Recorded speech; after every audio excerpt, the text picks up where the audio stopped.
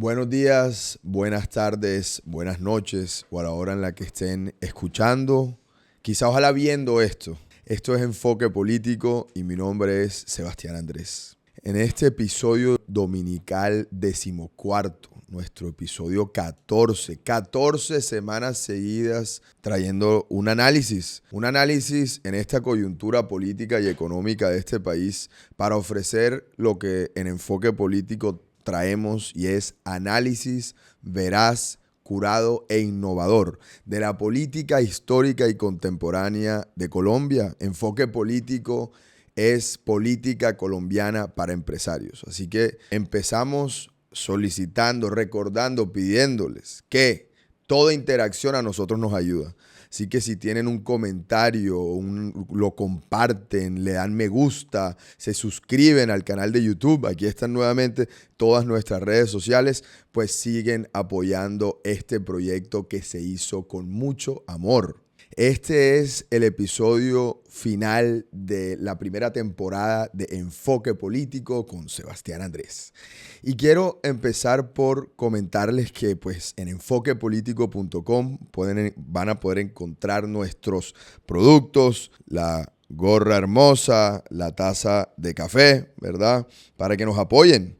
Y también las camisetas para que nos apoyen y que volvamos más fuertes en la segunda temporada porque habrá segunda temporada. También quiero aprovechar el momento para recordarles que nosotros en Enfoque Político empezamos a tener la costumbre de reflejar aquella realidad que nosotros consideramos o que aprendimos en el podcast de la politóloga Alicia Peñaranda de que la política es amor. Y decidimos juntar esa realidad y también recordarle al país la dificultad que tiene la igualdad de género con respecto a la cantidad de feminicidios que ocurren en Colombia, algo que comentamos nosotros en Enfoque Político. Y por eso traemos las flores, unas flores diferentes para cada episodio, un arreglo diferente, porque la política es amor y porque acá en Colombia necesitamos recordar siempre la dificultad que tiene el género femenino, el género de las mujeres con respecto a la cantidad de feminicidios. Y antes de entrar a nuestra sección de Hablemos y de nuestro análisis, pues recordar que ahora sabemos que el Estado ha perdido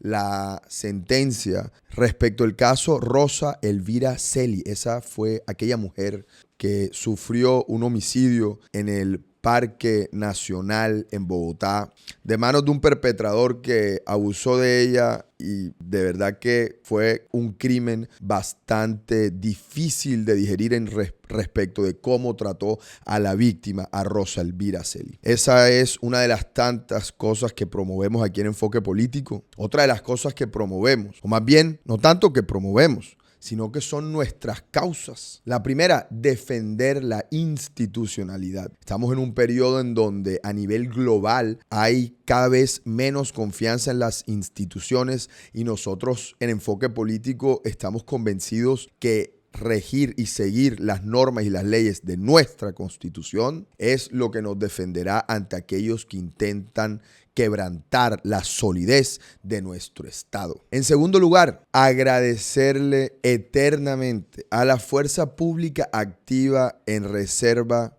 o en retiro, porque lo que ellos le han entregado al país es un juramento a la bandera para defendernos a todos nosotros, a todos los demás ciudadanos ante lo que está pasando en el país. Vamos a entrar un poquito en eso luego. Y en tercer lugar, promover la responsabilidad social empresarial. Porque a mayor responsabilidad social empresarial, menor necesidad habrá de gobiernos o de gobiernos que tengan que implementar tareas o ejecuciones presupuestales populistas, porque consideramos desde Enfoque Político que eso atrasa el crecimiento de cualquier economía. Ahora sí, continuemos y vámonos a la sección de Hablemos. En primer lugar, vamos a comenzar tratando al departamento norte de nuestro país, a La Guajira. La Guajira en este trimestre de este año ha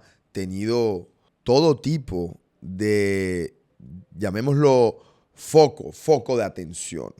Foco de atención porque hubo el interés del gobierno, como todos los gobiernos, de hacer una campaña especial en La Guajira, gracias a las dificultades que se están viendo allá por la falta de agua y en general por la falta de acceso a una alimentación económica para buena parte de la población y el acceso al agua que está cada vez más compleja. Además, porque el presidente Gustavo Petro ha firmado 11 decretos presidenciales declarando la emergencia social en La Guajira. Esto le permite una amplia capacidad de maniobra directa en la ejecución del presupuesto. Entonces, ya veremos cómo ejecuta el presidente Gustavo Petro estos recursos de emergencia en La Guajira. Pero no es solamente el hecho de las necesidades que la emergencia hoy exige para La Guajira, sino también que en esto de la transición energética se debe saber que La Guajira tiene un potencial enorme para la generación de la energía eólica. EPM fue el primer inversor o el primer inversionista en esta categoría de energía en La Guajira, y si consideramos que la transición energética que el gobierno actual quiere, si bien seguimos necesitando de los recursos no renovables, es una fabulosa idea aprovechar los vientos que pasan por La Guajira para crear mayor energía e ir apuntándole a esta transición energética, que entre otras cosas, esa realidad que había de que las grandes petroleras no habían hecho lo suficiente para invertir en energías alternativas, pues eso se está acabando, porque las grandes empresas de petróleo, ExxonMobil, BP, en fin, todas ya están empezando a invertir en la transición energética de sus ingresos. Es decir, no quieren seguir viéndose como una empresa de petróleo, sino como una empresa de energía. Y ya también han empezado a invertir fuerte en las energías que vendrán de otra naturaleza. Por ejemplo, han empezado a comprar tierras, como ocurrió en el estado de Arkansas, en Estados Unidos, para tener tierra en donde se sabe que hay litio, que es uno de los componentes naturales principales para la construcción y fabricación de las baterías de los carros eléctricos. Finalmente, en este tema de La Guajira, traemos a colación la candidatura de Santander López Sierra a la alcaldía de Maicao. Santander López Sierra, más conocido como el hombre Malboro, un hombre que cumplió sus penas por narcotráfico, un hombre que, como en la columna de Salud Hernández Mora, lo muestran como que siempre fue muy conciliador, un hombre que aparentemente o presuntamente está involucrado en la entrega de un dinero por debajo de cuerda, es decir, no registrado en la campaña del presidente Gustavo Petro, que hoy tiene supremamente enredado a Nicolás Petro y a Day Vázquez por todo este escándalo de los dineros que no se sabe bien para qué efecto fueron, pero que definitivamente tiene al hijo del presidente ahora mismo en los estrados judiciales. En todo caso, la realidad es que Santa López Sierra, a diferencia, por ejemplo, de Pastor Alape, no fue un sanguinario, no fue un asesino, no fue secuestrador. Fue un hombre comerciante que desafortunadamente entró en la ilegalidad del narcotráfico y ya cumplió la pena, y hoy parece que va a ser el alcalde de Maicao. Entonces la pregunta es, ¿dónde está la doble moral? ¿Dónde los colombianos sentamos nuestra barra moral? Porque mientras que se está postulando supuestamente a un nuevo ministro de Minas que viene de las FARC, y eso ya es una realidad en el país, pues este hombre técnicamente cumplió su pena. Entonces, ¿no podrá ser resarcido ante la ciudadanía quien cumple las penas? Pues ya veremos cómo evoluciona esa elección en La Guajira, pero nuestra posición es que ojalá la emergencia social decretada, ojalá esa capacidad en las fuentes de generación energética eólica, y ojalá estas próximas elecciones traigan unos mejores mandatarios para La Guajira, porque no se ve la cantidad impresionante de dineros por regalías que entran al departamento año a año. Continuemos y hablemos de la reforma pensional. En esta nueva legislatura, en donde, como comentamos la semana pasada, tiene nuevo presidente en Senado y en Cámara, pues no resulta que va a estar muy cómoda para el gobierno. El gobierno no ha podido ganar las suficientes posiciones importantes dentro de cada una de las 7 comisiones, y esa coalición con la que inició hoy en día no está tan fuerte. Dentro de la agenda legislativa hay 2 reformas que fueron aprobadas en primer debate antes de que iniciase el segundo periodo legislativo el 20 de julio, que fueron la reforma a la salud y la reforma pensional. Ambas fueron aprobadas en primer debate. Y recordemos que para que una ley luego pueda ser decretada por el presidente, necesita tener 4 aprobaciones, 2 en Cámara y 2 en Senado. Va por una sola aprobación cada una de estas reformas. ¿Qué pasa con la reforma pensional? A nuestro parecer, la reforma pensional no debería pasar tampoco. Eso fue lo que pensábamos de la reforma laboral como tantos colombianos y tampoco pasó. ¿Qué pasa con la reforma pensional? Principalmente está el hecho de que pone en riesgo el ahorro de los colombianos. Pone en riesgo un sistema que promueve más el ahorro que el reparto. ¿Esto qué quiere decir? Que actualmente la reforma que cursa en el Congreso pretende para que los primeros 3 millones de pesos que cualquier ciudadano tenga como salario vaya directamente a Colpensiones y no a las administradoras de fondos de pensiones, que son las administradoras de fondos privadas, como Porvenir, como Protección, como Scandia. ¿Esto qué implicación tiene? Esto implica que el 80% de los recursos que año a año reciben los fondos de pensiones para invertir y para generar rendimiento en el ahorro, pues se vaya directamente al gobierno y que ese dinero se reparta entre los necesitados. Esto es un problema muy grave porque gracias a los fondos de pensiones, gracias a las AFP, es que acá en Colombia podemos hacer inversiones en infraestructura de largo plazo. Porque todos nosotros ponemos nuestros ahorros en estos fondos institucionales de pensiones y ellos deciden dónde invertirlos para que se promueva el desarrollo económico en este país. Les voy a dar un par de cifras. En este momento, las administradores de pensiones privadas tienen un capital o tienen unos activos que gestionan en el orden de los 372 billones de pesos. Eso es casi el doble del presupuesto al año que se genera en el PIB en Colombia.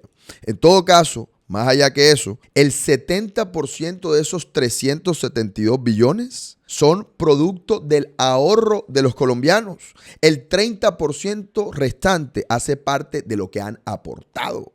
Así que cualquiera podría entender que lo que se genera no solamente es ahorro a través de los fondos privados de pensiones, sino también rendimiento. Y hablando de rendimiento, el año pasado estuvo muy difícil para todo el que administrara o para todo el que gestionaba activos en los mercados capitales. De hecho, en el 2022, los fondos privados de pensiones perdieron 16 billones de pesos el año pasado. Una cifra que uno pensaría que es supremamente alarmante, y lo es. En algunos casos tuvieron un rendimiento negativo de doble dígito. Pero ya en lo que va de este año ya han ganado 26 billones de pesos. Es decir, ya contrarrestaron la pérdida del año pasado. Eso genera confianza en el sistema. Si bien hay algunas cosas necesarias como mayor igualdad de género, que en algunos casos no se ve muy bien o no se ve muy claramente en el sistema pensional que tenemos actual, sería un error craso entregarle la potestad al gobierno de repartir el ahorro de los colombianos. Entre otras razones, porque la población colombiana está perdiendo juventud. Está perdiendo juventud y ya se estima que cada vez más la perderá.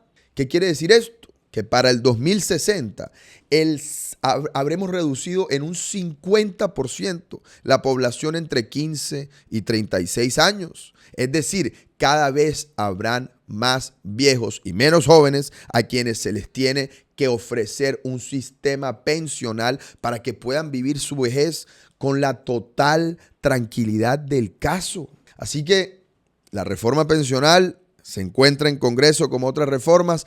Estaremos muy pendientes de ella y vamos a ver qué cosas puede lograr el presidente y el gobierno en esta legislatura después de tantos quebrantos en su coalición inicial con la que empezó a gobernar el 7 de agosto del 2022. Y ahora continuemos y hablemos de una situación bastante triste que está ocurriendo en este país. El presidente Gustavo Petro tomó la decisión de decretar la paz total.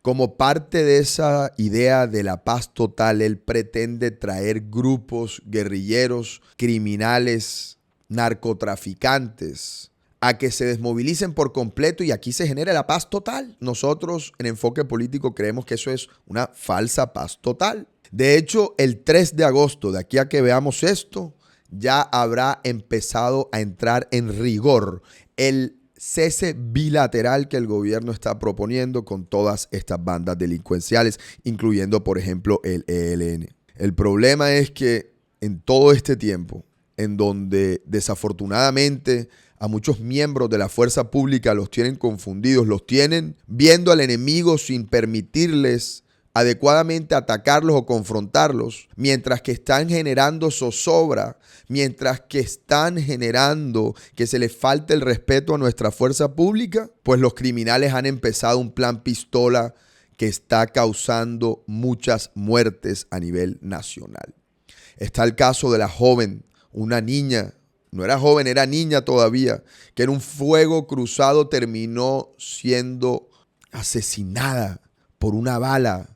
Una niña colombiana que tantos sueños tendrá. Estoy seguro que muchos de ustedes tendrán contacto con los niños y escucharlos soñar lo hace a uno sentir mucho mayor tristeza de escuchar una noticia como esa. Recordemos su nombre, Jarlín Salomé Usa Mosquera, de 4 años, gracias a un ataque de las disidencias de la FARC en contra de la fuerza pública, resultó muerta. Pero el plan pistola está afectando no solamente a la ciudadanía, sino también a la fuerza pública. Ese plan pistola está llevando a que los criminales hoy en día vean un uniformado policial y se sientan en la libertad de asesinarlos, como ocurrió en Barranquilla y como ocurrió en Neiva. Me parece muy triste, porque mientras que nosotros deberíamos estar diciendo gracias, patrullero, y gracias, patrullera, estamos viendo cómo los criminales se están aprovechando de la inestabilidad institucional que se ha despertado en Colombia desde la llegada del nuevo gobierno. Así que el llamado es nuevamente, más que un llamado, la invitación es a que recuerden encontrar o ubicar su CAI más cercano. Ubiquen el teléfono de su CAI más cercano. Vayan y entréguenle algo de tomar, algo de comer a la policía. Conózcanlos, pero sobre todo reconozcan el gran esfuerzo de toda nuestra fuerza pública en una época y en una temporada tan compleja como la que acaba de empezar en este país. Así que continuemos. Y ahora entremos a nuestro análisis. Entremos a nuestro análisis de la semana. El análisis de la semana va a ser acerca de la situación política y económica de nuestro país. Nosotros estamos a puertas de unas elecciones regionales. Hemos visto cómo fue el movimiento de esos avales. Vamos a entrar un poco en eso. Aparte de eso, como comentamos, se viene una agenda legislativa bastante cargada de ambición por parte del gobierno actual. Y pues finalmente vamos a ver cómo esa legislatura va a venir acompañada durante el segundo semestre de este año de unos comportamientos económicos que ya se pueden vislumbrar acorde a los comportamientos o acorde a las decisiones macroeconómicas, por ejemplo, del Banco Federal de los Estados Unidos, por ejemplo, del Banco de la República. Así que empecemos nuestro análisis. El 29 de octubre del 2023 se llevarán a cabo las elecciones regionales.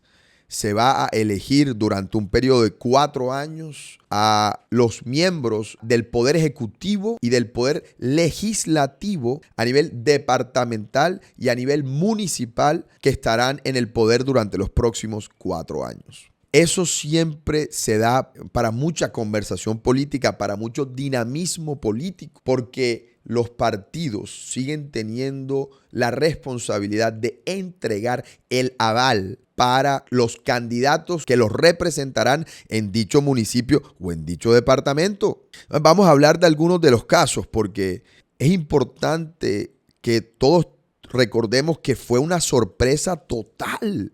Una sorpresa total la coalición tan grande que logró tener el pacto histórico cuando el gobierno del cambio, recordemos sí, el gobierno de las comillas, del cambio empezó a gobernar. El miedo fue tan grande que la fuga de capitales y el enfriamiento de la inversión extranjera directa fue tan fuerte que en Colombia empezó a padecer dificultades de tasa cambiaria y de confianza respecto de la inversión en los bonos colombianos, que se empezó a ver muy turbio el futuro de Colombia. El tema es que hoy en día el gobierno ha cometido tantos desaciertos, ha demostrado que su capacidad de gobernanza es tan mala como fue en la alcaldía de Bogotá, que hay quienes empezamos a tener cierta confianza de que ese proyecto que Francia Márquez nos confesó alguna vez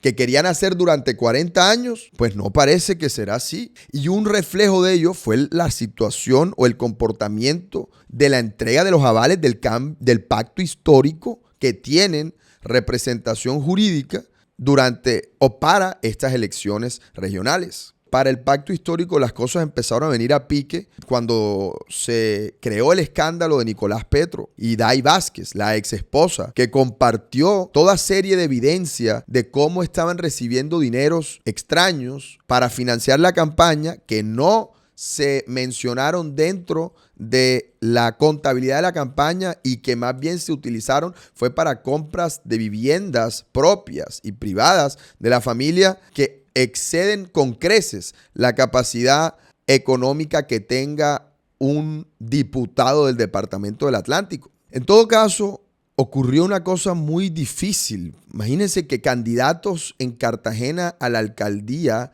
a la gobernación y en general al consejo y a la asamblea, no les llegaron los avales. Los avales tenían que haberse entregado hasta las 11:59 de la noche del domingo pasado. Pero además, en lugares importantes se quedaron sin candidatos propios, como en el caso del Atlántico, en donde Máximo Noriega estaba tratando de buscar el aval aún después del escándalo, porque también fue salpicado por Day Vázquez y no terminaron entregándole aval a ningún candidato. Solamente se salva Gustavo Bolívar en la ciudad de Bogotá, que tiene la candidatura del pacto histórico.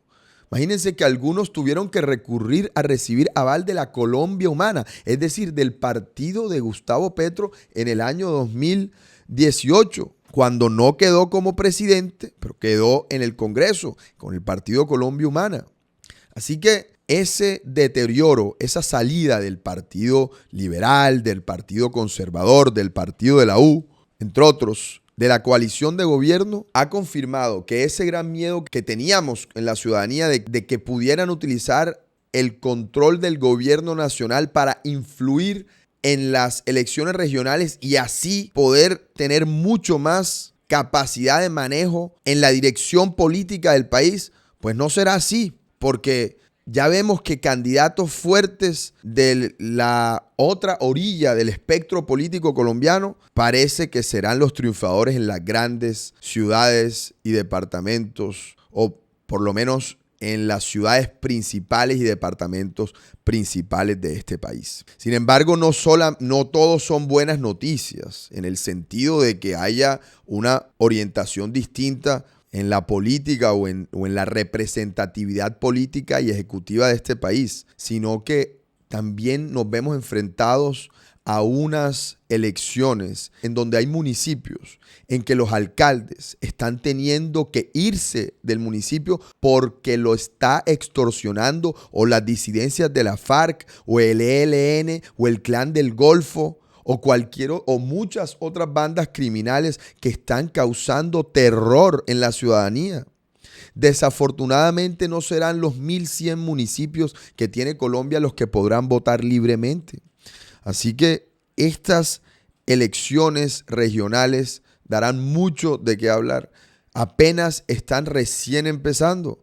Vemos el caso de Julián Bedoya en el departamento de Antioquia, que estaba solicitando el aval del Partido Liberal y no se lo dieron, y finalmente, en una jugada magistral política, pero casi típica de lo que pasa en Colombia, entró con el Partido Demócrata, algo así, un partido de la comunidad afro, no recuerdo su nombre, aquí lo verán en pantalla, y le dio el aval para lanzarse a la gobernación de Antioquia. Entonces en la gobernación de Antioquia se pone buena la contienda, y en general en Medellín también. Veremos qué capacidad tendrá el alcalde Daniel Quintero con cualquier apoyo del gobierno para ganar. Y se pone la cosa también caliente en el departamento del Atlántico, porque Alfredo Varela se convierte oficialmente en el candidato del gobierno. Es así de sencillo. Si bien tiene el aval de Alianza Verde, el apoyo del Polo Democrático, ahora tendrá también el apoyo del Pacto Histórico, porque entre otras cosas es muy afín con el representante a la Cámara del Pacto Histórico, Ahmed Escaf, representante del Poder Legislativo costeño a nivel nacional. En este segundo semestre no solamente serán las elecciones, no solamente será la capacidad del gobierno de aprobar nuevas reformas, sino también veremos una situación económica bien interesante. Una situación económica bien interesante porque resulta que la economía colombiana, que creció 11% en el 2021, 7% en el 2022, pues creció 3% en el primer trimestre del 2023. Había crecido 2.2% en el último trimestre del año pasado. Es decir, vamos revirtiendo la tendencia, no tanto de crecimiento porque seguimos creciendo, sino que estamos creciendo más. El tema es que se avecina un segundo semestre muy complejo. Porque si bien ha mejorado la inflación, porque ha mejorado el costo de los alimentos, que fue el que más aportó a la inflación, como hablamos en el primer capítulo de economía, que les recuerdo, por favor lo pueden ir a ver porque sigue siendo muy relevante. Fue el episodio dominical 9, en donde hablamos de la economía y definimos más bien estos temas de crecimiento de PIB, inflación. Así que si estás nuevo en estos temas o nueva en estos temas, pues naturalmente invitados a que vean el episodio dominical 9. Cerrando el paréntesis, pues la inflación viene mejorando. Hemos estado creciendo, estamos creciendo más que el promedio de Latinoamérica, pero el consumo en Colombia viene muy bajo. Viene muy bajo porque la alza de tasas que ha ocurrido a través del Banco de la República fue fuerte y el ahorro de los colombianos se ha disminuido. Y en general se está todavía esperando una recesión económica global, o por lo menos del lado del mundo en que más nos afecta a nosotros, como el caso de Estados Unidos. Que imagínense que los mercados de capitales allá están bullish, siguen creciendo. Está a punto el Dow Jones de llegar a una tasa histórica o a un nivel histórico.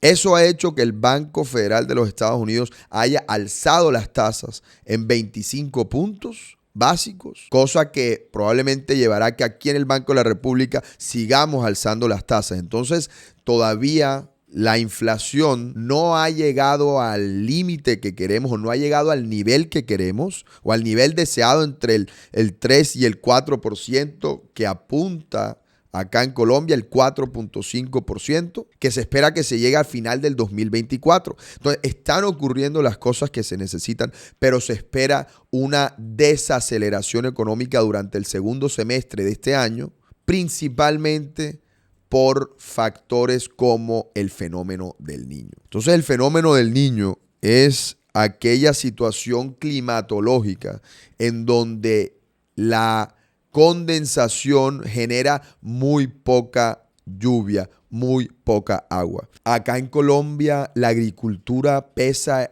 aproximadamente el 7% del Producto Interno Bruto. Y cada vez que tenemos fenómeno del Niño son muchas las industrias que se ven afectadas, generando casi que un efecto dominó detrimental para la economía colombiana. Esto en un periodo en donde se estima que seguirán las tasas de crédito altas, es decir, se está desincentivando el gasto. Se está casi que desincentivando la inversión. ¿Por qué? Porque la inflación se incrementó demasiado el año pasado. Acá en Colombia, la manera como se entiende la diferencia en los tamaños o en la segmentación de cada empresa proviene de la cantidad de ingresos y de los empleos que genere, pero sobre todo de los ingresos. Y si bien son las empresas grandes las que generan la mayor proporción del ingreso o del tributo del erario público, son las empresas pequeñas y medianas las que generan el 80% del empleo en Colombia. Luego, cuando la economía empieza a pasar por una situación de desaceleración, cuando el consumo empieza a caer, pues ahí es cuando empiezan las dificultades económicas a nivel estructural en la economía. Y eso teniendo en cuenta que en el mes de junio el desempleo estuvo en el 9.6%, alrededor del 9%, mejor dicho, por debajo del 10%, una cifra que no se veía hace meses. Entonces, en términos económicos, tenemos un buen crecimiento o creciendo más que Latinoamérica.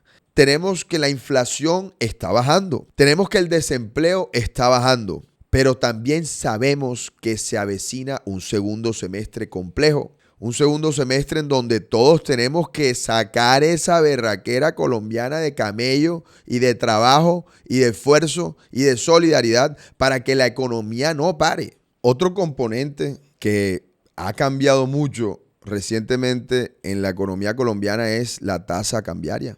Ya superó o rompió el piso de los 4.000 por vez primera la semana pasada. Ahora subió de nuevo. Pero definitivamente una gran noticia que Colombia tenga la moneda más revaluada del 2023 con respecto al dólar. ¿Esto qué refleja? Esto refleja aquello que comentamos ahora hace poco en este episodio. Y es que el miedo que se tenía de una perpetuidad del poder o de un gobierno de izquierda en Colombia se ha disminuido tanto que la inversión extranjera directa ha crecido 25% o creció 25% en el primer trimestre del año. Los grandes capitales están volviendo a confiar en el país.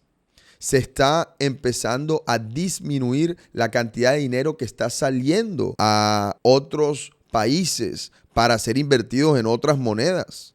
Así que me parece esa una noticia grandiosa. Grandiosa porque todo lo que nosotros hacemos es con entusiasmo y optimismo. Y estamos convencidos de que la economía colombiana es mucho más resiliente que lo que cualquier gobierno de turno quiera destruir. Hay muchas buenas razones para estar optimistas, pero también para estar precavidos. También para que se unan a las 3 causas de enfoque político. Aquí tiro la cuña. Defender la institucionalidad, agradecerle a la fuerza pública y promover la responsabilidad social empresarial. Así que vámonos al resumen. En la sección de Hablemos tratamos a La Guajira desde diferentes ángulos, desde los nuevos 11 decretos de emergencia social hasta la alcaldía de Maicao o hasta la contienda por la alcaldía de Maicao. También tocamos a grandes rasgos o a grosso modo los temas más álgidos de la reforma pensional que no debería ser aprobada a pesar de que ya se pasó primer debate en el Congreso. Y también tratamos la situación tan compleja de inseguridad que se está viviendo en este país, probablemente a razón de ese deseo, de esa falsa paz total. En nuestro análisis de hoy dimos un vistazo de la situación política y económica a nivel Colombia para tratar de anticipar un poco qué vendrá para el segundo semestre de este año, en donde se anticipa una desaceleración económica a pesar de los buenos resultados que hemos tenido como país en los últimos meses, tanto en crecimiento como en mejora de inflación y como en la mejora en la tasa cambiaria, que refleja la confianza inversionista y en general lo que se estima, lo que el mercado descuenta para el futuro de nuestro país. Gracias por habernos acompañado en esta primera temporada de Enfoque Político con Sebastián Andrés, de estos episodios dominicales que nuevamente siguen siendo muy relevantes. Gracias por compartir, gracias por darle me gusta, pero sobre todo por alimentar esta pasión de crear un espacio de conversación política que se necesita cada vez más en este país. Muchas gracias. Albert, muchas gracias.